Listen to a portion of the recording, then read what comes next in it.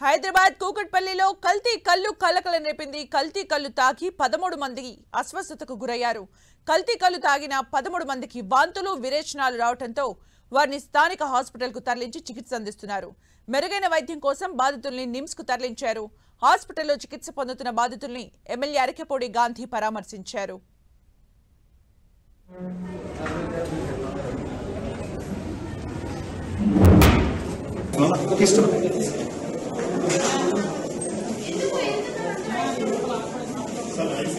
పక్కన వెళ్ళండి ప్లీజ్. అందాక నుంచి అడ్డు వస్తుంది.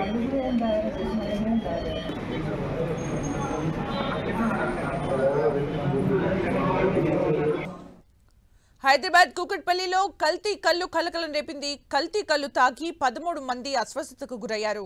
కల్తీ కల్లు తాగిన 13 మందికి వాంతులు విరేచనాలు రావడంతో వారిని స్థానిక హాస్పిటల్కు తరలించి చికిత్స అందిస్తున్నారు. మెరుగైన వైద్యం కోసం బాధితుల్ని నిమ్స్ కు తరలించారు.